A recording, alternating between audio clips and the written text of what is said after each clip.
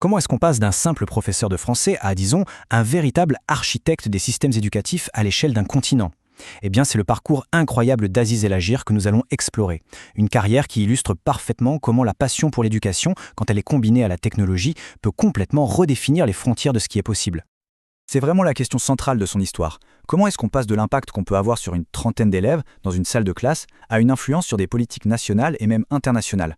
Allez, suivons ensemble les étapes de cette transformation. Parce qu'ici, il faut bien comprendre que l'éducation et la technologie ne sont pas deux mondes séparés. Non, c'est vraiment un seul et même ADN. C'est cet entrelacement constant entre les deux qui a permis de bâtir une carrière d'une portée aussi exceptionnelle. Alors, qui est vraiment Aziz El Agir? Son profil, c'est une alchimie assez rare de trois rôles clés. D'un côté, l'expert qui maîtrise les outils numériques.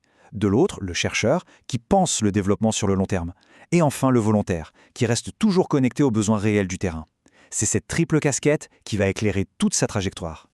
Ok, on commence par le commencement, les fondations. Tout parcours solide débute là. Cette première étape de sa carrière nous montre comment l'expertise se construit vraiment sur le terrain.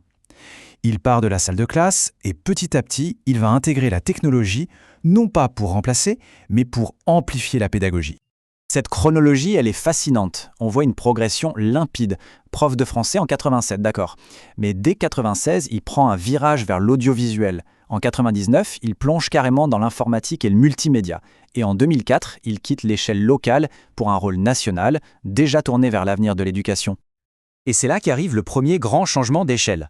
Sa carrière passe d'une influence locale à un impact national. L'objectif n'est plus de former des individus, mais bien de transformer tout un système en pilotant des projets qui vont toucher des milliers d'écoles à travers le Maroc. Le projet Génie, c'est un excellent exemple de ça.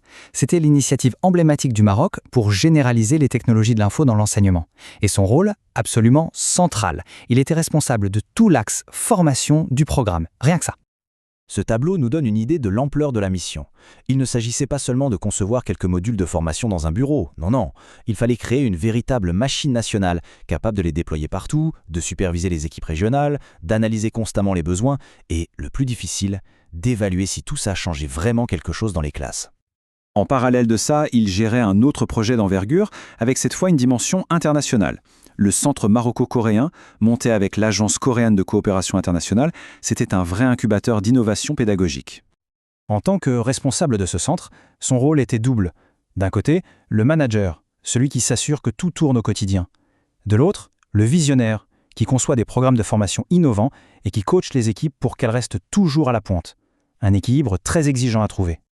Et un troisième grand projet national vient compléter le tableau, un partenariat avec le secteur privé, ici avec Microsoft. L'objectif était clair, mettre en place des programmes de certification pour les enseignants et les élèves pour valider de manière concrète leurs compétences numériques. Bon, après avoir contribué à transformer le paysage éducatif marocain, une nouvelle étape s'ouvre, l'international. Son expertise est maintenant sollicitée à l'échelle du continent et même au-delà, au sein de l'ICSCO, l'Organisation du monde islamique pour l'éducation, les sciences et la culture. Cette liste, elle parle d'elle-même. Elle illustre bien le passage à une échelle mondiale. Son action, au sein de l'ICESCO, s'est étendue bien au-delà du Maroc. Il a mené des projets en Afrique subsaharienne, au Moyen-Orient, en adaptant ses stratégies à une multitude de contextes éducatifs, chacun avec ses propres défis.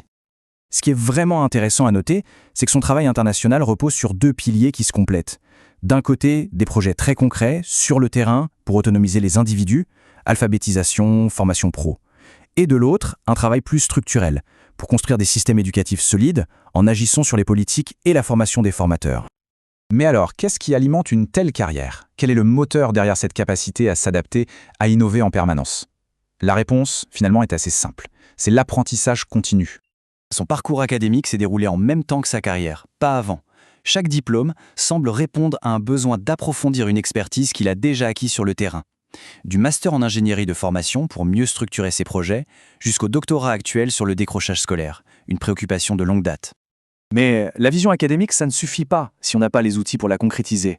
En parallèle de ses diplômes, il a développé toute une palette de compétences techniques très pratiques. C'est cette alliance entre la théorie et le concret qui est sa véritable force. Jetons un œil à sa boîte à outils. Il ne se contente pas de penser la stratégie, il maîtrise aussi les plateformes pour la déployer, comme Moodle, les logiciels pour créer du contenu comme Adobe Premiere et les méthodes pour piloter les projets. C'est cette polyvalence qui lui a permis de rester crédible et efficace, de la conception jusqu'à la réalisation finale. Pour résumer, ce parcours nous montre parfaitement comment l'expérience initiale en classe, quand on la combine avec une curiosité insatiable pour la technologie et un engagement à apprendre toute sa vie, peut mener à un impact véritablement mondial. 37 ans. Voilà le temps consacré à cette mission. C'est un chiffre tout simple, mais il en dit tellement sur l'engagement et la persévérance qu'il faut pour mener de tels changements. Finalement, ce parcours nous donne une piste de réponse à notre question de départ. Pour construire un impact durable, il faut une sorte d'alchimie. Garder les pieds sur le terrain, développer une vision stratégique pour voir plus loin et surtout ne jamais cesser d'apprendre pour s'adapter. La vraie question maintenant, c'est de savoir comment on applique ces principes dans un monde qui, lui, ne s'arrête jamais de changer.